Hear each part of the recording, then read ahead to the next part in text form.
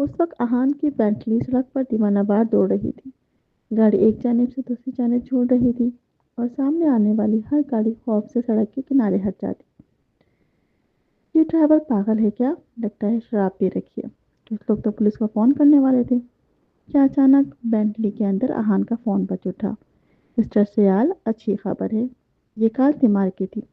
अभी अभी अस्पताल से इत्तला मिली है। नर्स ने सब कुछ अपने मोबाइल में रिकॉर्ड कर लिया था। मिस मरवा किसी के साथ अस्पताल से गई हैं। इन अकराम साहब के आदमी नहीं लेकर गए थे। माँ की आवाज़ में उजलत थी। वो खुशी से सांस तक रोके बोल रहा था। आहान, जिसकी आंखें सुर्ख हो चुकी थीं, आहिस्ता से सीधा हुआ, सांस संभाला और बोला, कौन था? ओह, रिकॉर्डिंग धुंधली है, चेहरा साफ नहीं आ रहा, लेकिन मैंने अपने आदमी लगा दिए हैं। ज़्यादा देर नहीं लगेगी पता चलने में। ठीक है, मैं खुद आ रहा हूँ। आहान ने बस इतना कहा और फौरन एक्सीलेटर पर पैर रख दिया। गाड़ी लम्हों में हवा का रुख चीरती सड़क पर दौड़ गई। दूसरी तरफ मरवा वाकई किसी के साथ अस्पताल से निकली थी और वो शख्स कोई और नहीं बल्कि हसनैन खातून था। क्या तुम वाकई उस माहिर नफ्सियात के मुल्क जाना चाहती हो? हसनैन सोफे पर बैठा बेयकीनी से बोला, ये तो बहुत दूर है। यहाँ इतने मसले चल रहे हैं। तुम्हें अभी वहाँ जाने की क्या ज़रूरत है? वो दोनों एवनपोर्ट के करीब एक फिल्मी सेट पर मौजूद थे। ये वही जगह थी जहाँ मरवा ने एक दिन पहले अकराम से मुलाकात के बाद खुफिया तौर पर हसनैन को फ़ोन किया था। उससे मदद मांगी कि वो उसे अस्पताल से छुपाकर बाहर निकाल दे। चुनाचा उसे यहाँ ले आया। फिलहाल यही जगह उसके लिए महफूज पनाह थी। खाल्दून खानदान अपने अंदरूनी झगड़ों में बढ़ चुका था। इसलिए किसी को वहम भी नहीं था कि मरवा हसनैन के साथ फिल्म सेट पर मौजूद होगी। मरवा नक्शे पर झुकी हुई कलम से चंद मकामात पर निशान लगा रही थी। फिर संजीदगी से बोली, हाँ, जाना तो पड़ेगा। तुमने कहा था ना तुम्हारे भाई ने उसे कोई पैसा नहीं दिया, तो फिर हमें पैसों के मनबा तक तो जाना होगा। हसनीन ने उल्टे लहजे में कहा, लेकिन बैरून मुल्क जाने की क्या जरूरत है? रकम तो मेरे भाई के मकामी अकाउंट से ही भेजी गई थी। मरवा ने नजरें उठाकर उसे देखा। तुम कैसे कह सकते हो? आजकल कितनी जाली अकाउंट चल रहे हैं। असल लोग पर्दे के पीछे छुपे होते हैं। सामने के तो नाम तो बस दिखावा है।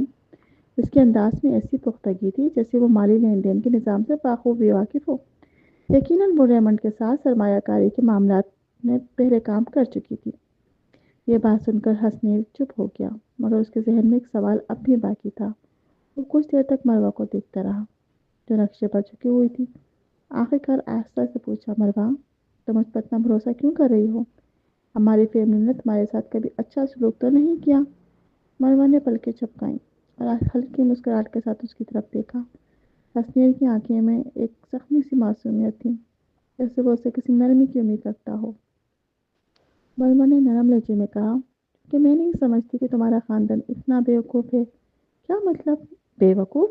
हसनीर चौंका। हाँ, मरवा ने सर हिलाया। ये मेरी ज़िंदगी का सवाल है। अगर तुम्हारे लोग वाकई मुजरिम होते तो बैंक्वेट में इतना ड्रामा क्यों करते? मुझे तो तुम लोग खामोशी से रास्ते से हटा देते। हसनैन बेचैन सा उसकी तरफ देखता रह गया। उसके पास कहने को कुछ ना था। ये औरत वो पहले वाली मरवा नहीं रही थी। वो अब जिंदगी और मौत की बातें यूं आम अंदाज में करती थी जैसे रोजमर्रा की गुफ्तगू हो। आखिरकार उसने मजीद कुछ नहीं पूछा। मरवा की हिदायत के मुताबिक रात के लिए हेलीकॉप्टर का इंतजाम किया और वो शूटिंग के लिए चला गया। जैसे ही वो गया, मरवा के चेहरे से वो हल्की मुस्कुराहट गायब हो गई। वो मेज पर आ बैठी, नक्शे को मजबूती से पकड़ा और उसकी आंखों में सच चमक छलकने लगी। हकीकत तो ये थी कि मरवा को यकीन होने की एक और वजह भी थी। वो जानती थी कि खाल्दून खानदान बेकसूर है। असल किस्सा किसी और का है, मारी नफ्सियात का। ये राज उसके सिवा किसी को नहीं मालूम था, क्योंकि उसने कभी अपनी बीमारी शिज़ोफ्रेनिया किसी से जिक्र नहीं किया था। बस एक किताब में जो उसने बरसों पहले लिखी थी, जहाँ एक मुकम्मल मर्द किरदार था। उसकी वाहिद खामी यही बीमारी थी। उस किताब ने रिलीज होते ही शोहरत हासिल कर ली थी, मगर फिर किलानी खानदान के दिवालिया होने और उसके सियाल खानदान में शादी के बाद मरवा ने उस किताब की तरफ कभी तवज्जो न दी। और जब वो वापस आई तो ये देखकर दंग रह गई कि वो किताब दोबारा शाया हो चुकी है।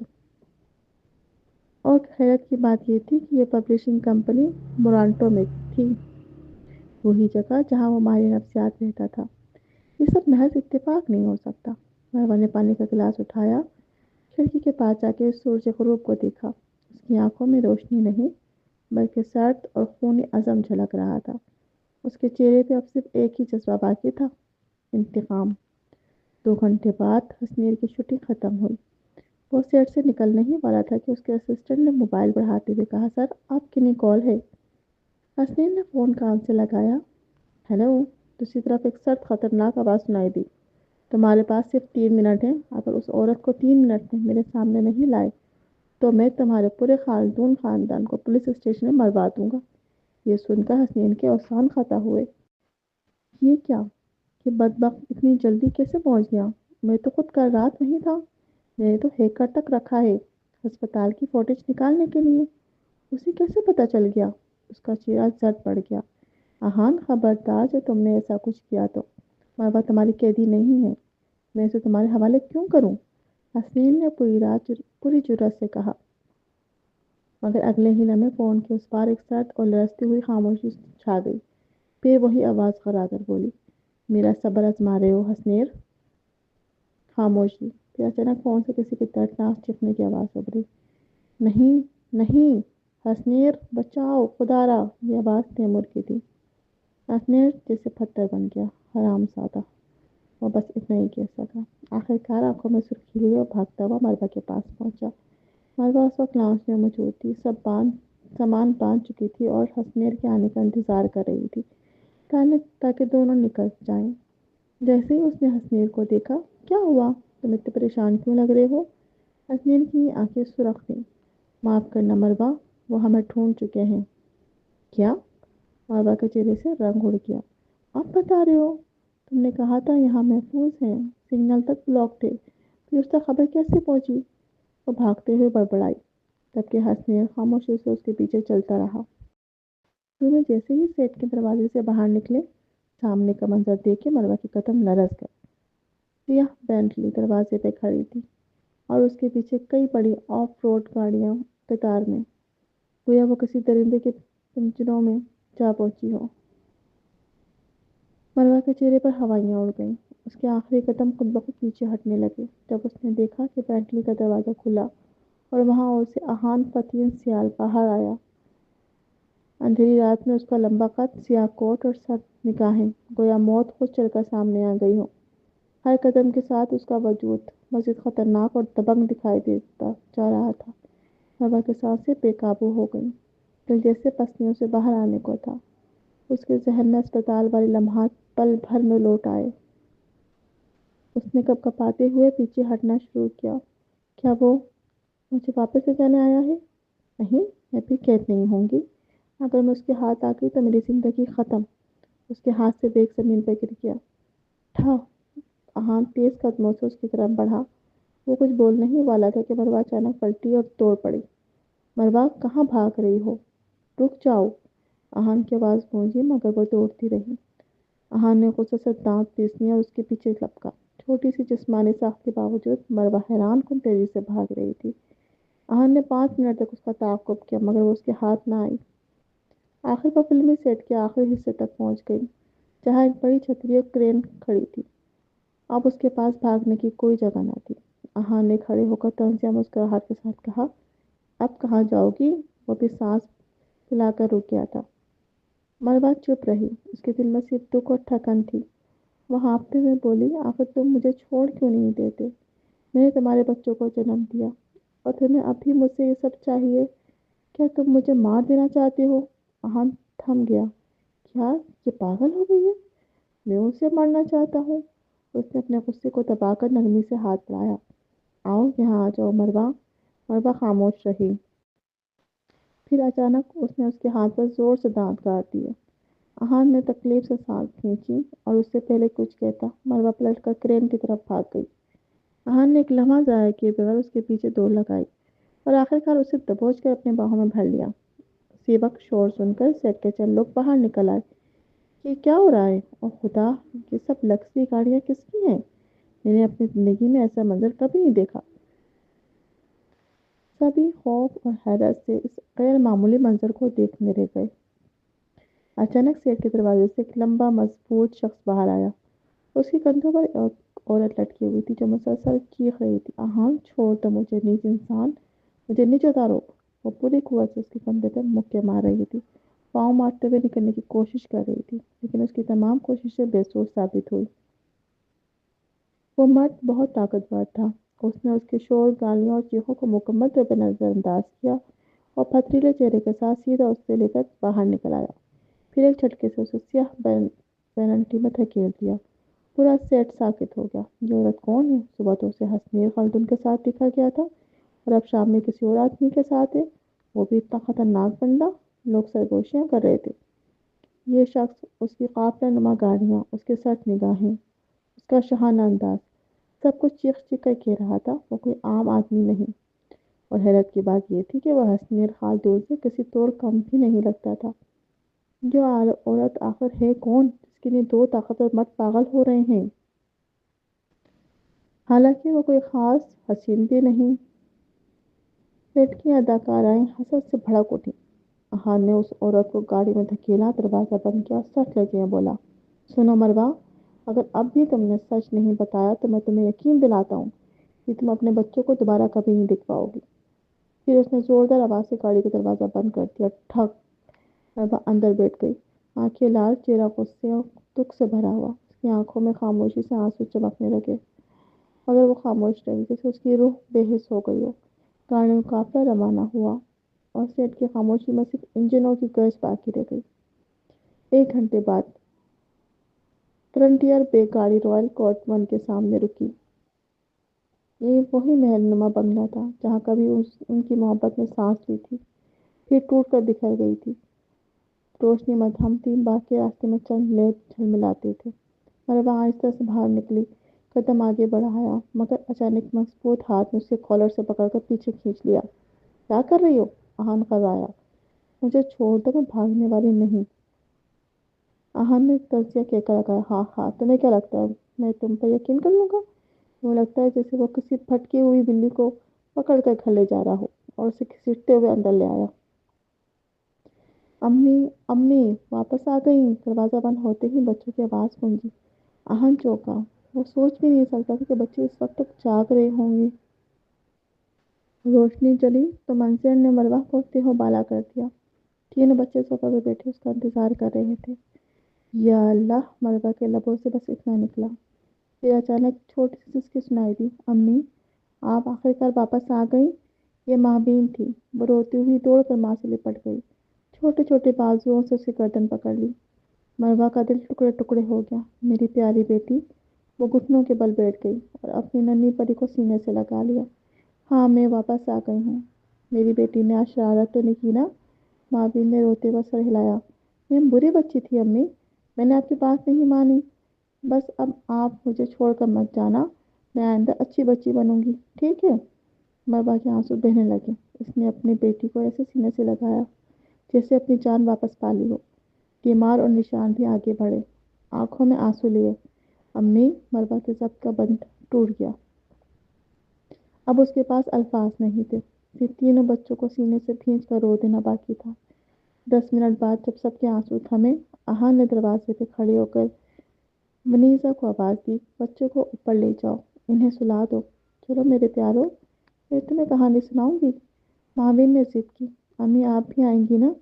مروہ نے مسکرا کر بیٹی کے سر پہ ہاتھ پھیرا۔ "ہاں جان، میں تھوڑی دیر میں آ جاؤں گی"۔ "پکا وعدہ"؟ "پکا وعدہ"، وہ آہستہ سے بولی۔ بچی نے سر ہلایا اور جاتے جاتے بھی بار بار پلٹ کے ماں کو دیکھتی رہی۔ جب تینوں بچے ونیزا کے ساتھ اوپر چلے گئے تو پورا لانچ سنسان ہو گیا۔ اب صرف مروہ اور آہان باقی تھے۔ کچھ لمحے خاموشی چھائی رہی، پھر مروہ نے طنزیہ مسکراہٹ کے ساتھ کہا، "تو اب تم نے مجھے پکڑ لیا، بچوں سے بھی ملوایا۔ کیا اب وہ وقت آ گیا ہے جب تم اپنا فیصلہ سنا دو گے"؟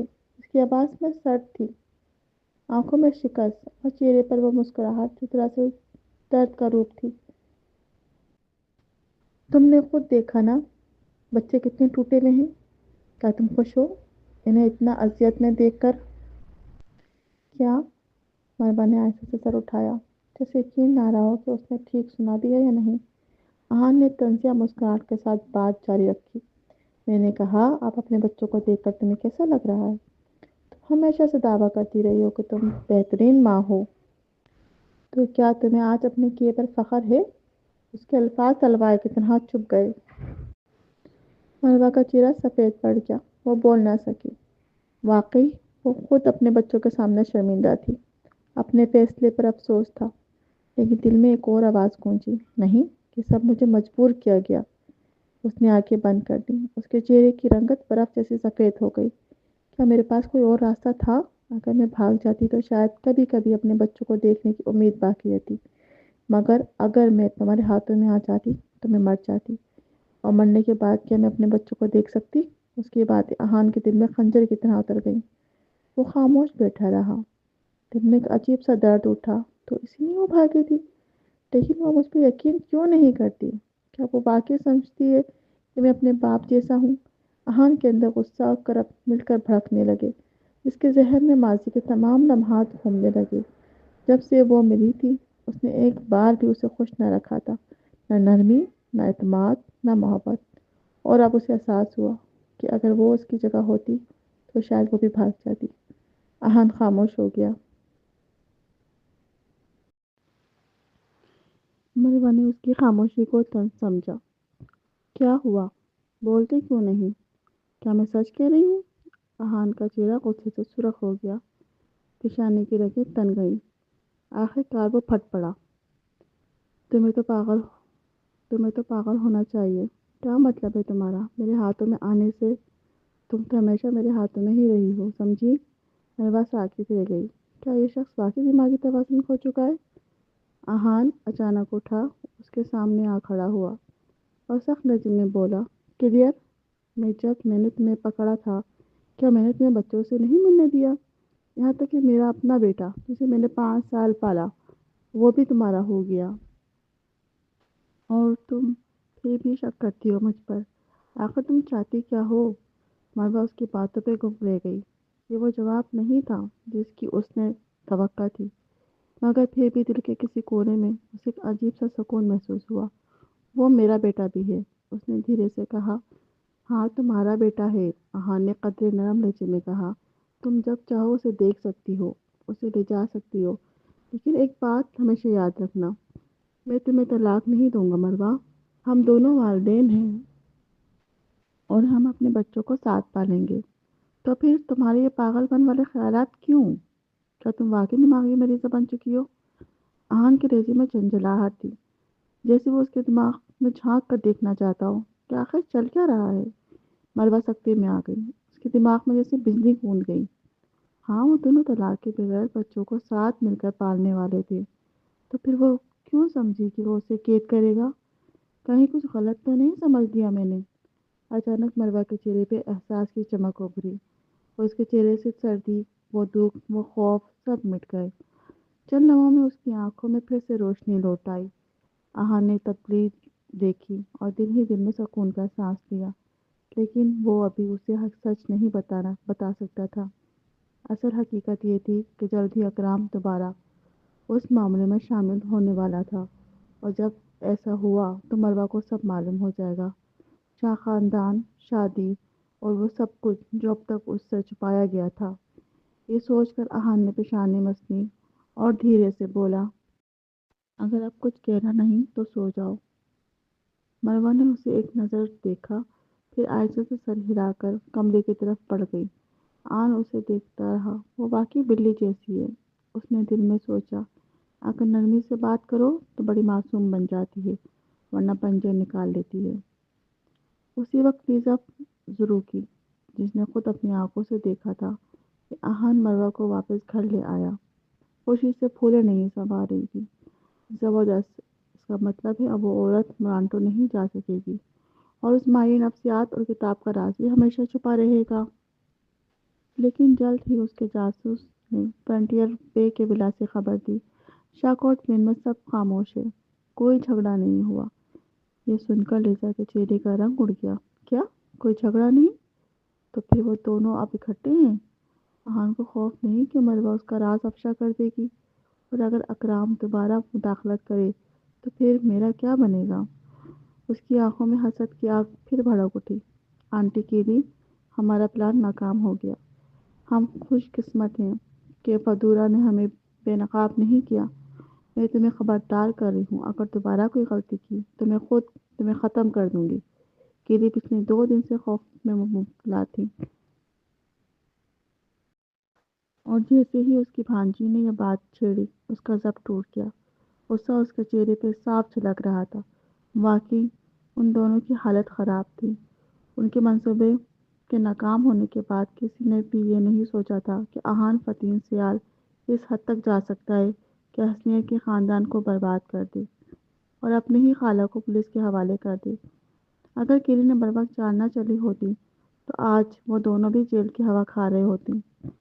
اس نے فوراً کچھ لوگوں کے ذریعے فدورا کو یقین دہانی کروائی کہ حسنین خاندان محفوظ رہے گا۔ یہی ایک وعدہ انہیں بچا گیا تھا۔ اب بھی کیلی اسی سوچ میں ڈوبی تھی کہ اس مصیبت سے باہر کیسے نکلا جائے۔ ادھر لیزا ضرور کی مسلسل اپنے ہاتھ میں پکڑی کتاب کو گھور رہی تھی۔ اس کی نگاہیں ایک طرف پر جم گئیں۔ شیزوفرینیا۔ اس نے ہونٹوں پر شیطانی مسکراہٹ لاتے ہوئے دہرایا، میرا شک درست نکلا۔ اس آدمی کے پاس واقعی ایک ایسا راز ہے جو سب کچھ بدل سکتا ہے۔ تو اب ہمیں اس کے نیچے دب کر کیوں رہنا چاہیے جب ہمارے ہاتھ میں اس کے سارے کارڈ ہیں۔ اس نے اپنے لمبے سرخ ناخن سے کتاب کے اس لفظ پر ہلکی سی لکیریں کھینچی اور ایک فاتحانہ مسکراہٹ اس کے لبوں پر ابھر آئی۔ اسی رات مروہ گیلانی بہت گہری نیند سوئی، شاید اس لیے کہ اب اس کے دل کا بوجھ کچھ ہلکا ہو گیا تھا۔ پھر بھی وہ ابھی پوری طرح صحت مند نہیں ہوئی تھی۔ آخر کار وہ اسپتال سے بھاگی تھی۔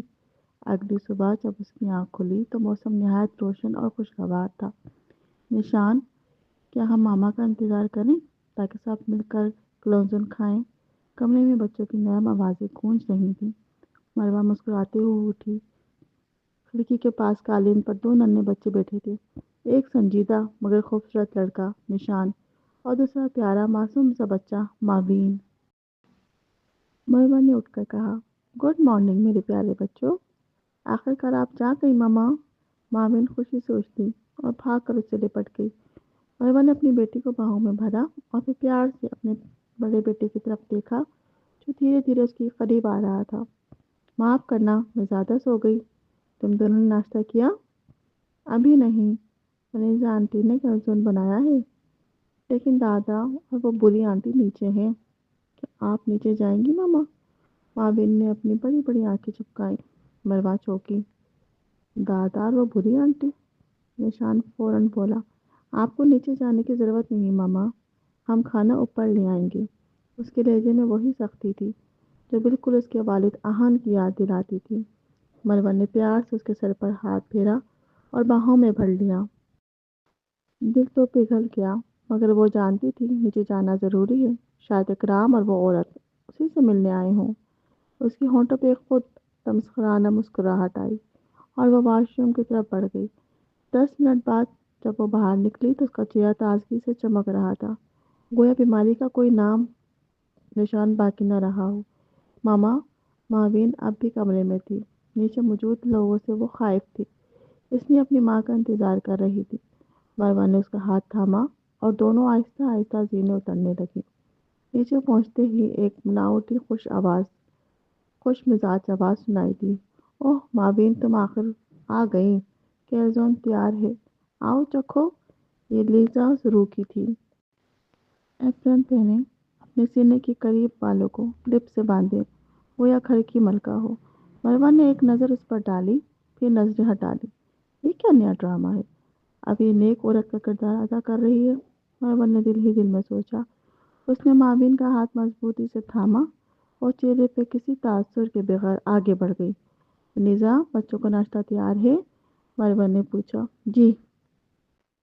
معاون کا دودھ، مسٹر نشان کا سیریل اور مسٹر پاہان کے ٹارٹس تیار ہیں، سب آپ کے انتظار میں ہیں۔ اور لیزا کے لہجے سے صاف ظاہر تھا کہ وہ لیزا کو بالکل اہمیت نہیں دیتی۔ مروہ نے بچوں کو اپنے ساتھ لیے کچن کی سمت بڑھ گئی۔ اس نے ایک لمحے کے لیے بھی لیزا کی طرف نہ دیکھا۔ لیزا کے چہرے کا رنگ اتر گیا، اس کے اندر غصہ ابلا۔ دل چاہا کہ وہ تمام کیلزون کچرے میں پھینک دیں، لیکن جیسے ہی اس نے اکرام کو دیکھا جو 2 بچوں کے ساتھ دروازے سے داخل ہو رہا تھا، اس نے فوراً مصنوعی مسکراہٹ چہرے پہ سجا لی۔ مسٹر سیال، مروا نیچے آ گئی ہے، آئیے ناشتہ کرتے ہیں۔ ٹھیک ہے، اکرام نے اپنی چھڑی تھامے سرد انداز میں سر ہلایا۔ وہ بچوں کے ساتھ ڈائننگ روم کی جانب بڑھ گیا۔ مروا بھی اپنی بیٹی کے ساتھ کچن سے نکل آئی۔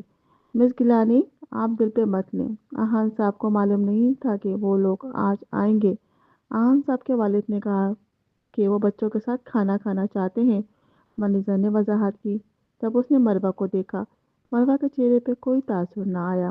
دل ہی دل میں اس نے سوچا، مجھے کیوں پرواہ ہے؟ نہ میں ان سب کے رشتہ دار ہوں، نہ یہ گھر میرا ہے۔ آئیں یا جائیں ان کی مرضی، مگر فکر نہ کرو منیزہ، تم ان کی خدمت دیکھ لو، میں بچوں کا خیال رکھ لوں گی۔ یہ کہہ کر مروا نے بچوں کے لیے ناشتہ تیار کیا اور انہیں باغ میں لے گئی۔ اس نے خود سے سوچا، لگتا ہے یہاں میری ضرورت نہیں۔ جس انداز میں اس عورت نے مسکرا کر میرا استقبال کیا، کیا وہ مجھے دکھانا چاہتی ہے؟ کیا وہ اس گھر کی مالکن ہے؟ وہ ہلکے طنزی انداز میں مسکرائی اور بچوں کو کھلا رہی تھی جب پیچھے سے کسی کے قدموں کی آہٹ سنائی دی۔ مروا، تم اندر کھانا کیوں نہیں کھا رہی؟ کیا تمہیں اب بھی یہ ڈر ہے کہ اکرام صاحب تمہیں واپس بلا لیں گے؟ فکر نہ کرو، ایسا نہیں ہوگا، وہ تو صرف کھانا کھانے آئے ہیں۔ مروا نے چونک کر دیکھا۔ لیزا ضرور کی، تم یہاں کھانے کے بجائے میرے پیچھے کیوں آئی ہو؟ اور تمہیں یہ سب کیسے معلوم؟ لیزا نے مصنوعی مسکراہٹ کے ساتھ کہا، اوہ کچھ نہیں، بس اس رات جب تم اسپتال سے بھاگی تھی، میں تمہارے کمرے میں رہی تھی۔ اگلے دن کسی نے اکرام صاحب کو بتایا کہ تم فرار ہو گئی ہو، تو انہوں نے لوگ بھیج کر تمہیں ڈھونڈنے کی کوشش کری۔ کیا بات ہے، کیا تم نے کچھ غلط کیا تھا؟ مروا کا خون کھول اٹھا۔ تم تم اکرام صاحب کے گھر میں رہ رہی ہو؟ لیزا نے غور سے ہنستے ہوئے کہا، ہاں، تمہیں پتہ نہیں؟ اکرام صاحب نے اب مجھے پوری طرح قبول کر لیا ہے۔ کیا تم نے نہیں دیکھا میں اب انہیں ڈیٹ کہہ کر بلاتی ہوں؟ در حقیقت ہم آج یہاں بچوں کو واپس لے جانے آئے ہیں، کیونکہ آہان ہر سال نیو ایئر پر گھر آتا ہے۔ جہاں تک تمہاری بات ہے، وہ چھپ کر مروا کے قریب آئی اور سرگوشی میں بولی، اگر تم یہاں رہنا چاہو تو رہ سکتی ہو، یہ میری سخاوت سمجھیے۔ یہ سن کر مروا کے چہرے پر خون اتر گیا۔ اس نے اپنے ہاتھ کی مٹھیاں بھینچ لیں۔ یہ کیسی گستاخی تھی؟ سخاوت تم کہہ رہی ہو کہ تمہاری مہربانی سے میں اور میری بیٹی یہاں رہ سکتے ہیں؟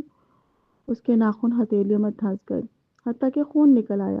تب اچانک ماوین آگے بڑھی اور غصے سے چلائی، جھوٹ بولتی ہو تم، میرے ڈیڈی تمہارے ساتھ نیو ایئر نہیں منائیں گے، وہ ماما اور میرے ساتھ منائیں گے۔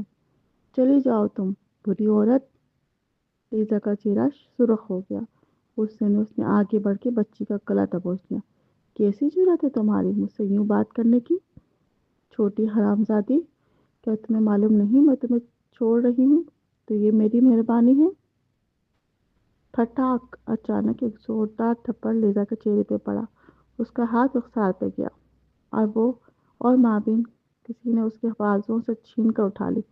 میری جگہ آ کر تم کیوں طوفان مچاؤ گی؟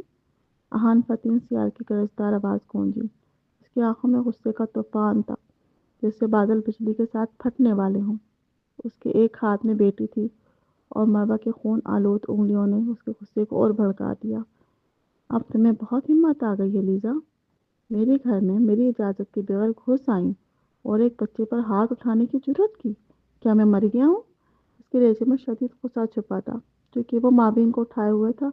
اس نے ہاتھ استعمال نہیں کیا، بلکہ اپنا پاؤں اٹھایا اور زوردار لات مار دی۔ لیزا چیخ مار کر زمین پر جا گری۔ ڈر سے کراتے ہوئے اس نے سینے پہ ہاتھ رکھا۔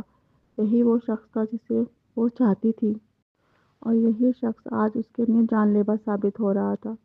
آنسو بہتے چلے گئے، دل چکنا چور تھا۔ کیوں؟ میں نے 5 سال تمہارے ساتھ گزارے، تم سے بے پناہ محبت کی، پھر بھی تم یوں بے رحمی دکھاتے ہو۔ کیا وہ عورت جس نے تمہیں جیل میں دھکیلا تمہارے لیے مجھ سے زیادہ قیمتی ہے؟ مروا کا جسم کانپ رہا تھا۔ اس نے کبھی نہیں سوچا تھا کہ آہان اتنی شدت سے اس عورت پہ ہاتھ اٹھائے گا۔ مروا حیران رہ گئی۔ یہ وہی لیزا تھی جسے آہان نے بس و دل سے چاہا تھا، اور آج وہ اس پر اس قدر سخت ہو رہا تھا۔ وہ لڑکھڑاتے ہوئے بولی، تم تم نے ایسا کیوں کیا؟ تم نے اسے کیوں لات ماری؟ अहान ने पलट कर गुस्से से कहा, क्या तुम्हें उस पर तरस आ रहा है? वाकई? क्या तुम फरिश्ता हो? अगर वो तुम्हें और महाबीन को नुकसान पहुंचा देती तो भी तुम चुप रहती? कब अक्ल आएगी तुम्हें? उसकी आवाज़ गुस्से से भरी हुई थी, लेकिन उसके हर लफ्ज़ में फिक्र छिपी थी। मरवा साकित रह गई। वो चाहती थी कि लीजा को सज़ा मिले, मगर अहान को यूं बिखरे देखकर उसका दिल हौल गया। उसी लम्हे अकराम साहब और दोनों बेटे निशान और फहान बाहर आ गए। अहान साहब के चेहरे पर गहरी संजीदगी छा गई। अहान, ये सब क्या है? क्या तुमने ये किया है? अहान की नज़रें सट थीं और कुछ कहने लगा, फिर मरवा का जट चेहरा देखकर एक लम्हा रुक गया। निशान, फहान, अपनी मामा और माबीन को अंदर ले जाओ। जी डैडी, दोनों बच्चों ने खुशी से जवाब दिया। उन्हें आज अपने वालिद पर फख्र था। माबीन जाते हुए बार बार अपने वालिद को पीछे मुड़कर देखती रही। फहान ने मुस्कुराकर पूछा, क्या देख रही हो? डैडी ने मुझे बचा लिया, वो हीरो हैं। माबीन खुशी से बोली। निशान ने आहिस्ते से कहा, क्या तुमने कभी उनसे मोहब्बत करना बंद किया भी था? सबके जाने के बाद बाग में अब सिर्फ अहान अकराम साहब रह गए थे। अकराम साहब ने ठेरे लहजे में कहा, मैं यहाँ आया हूँ, क्या मुझे इजाज़त लेनी थी?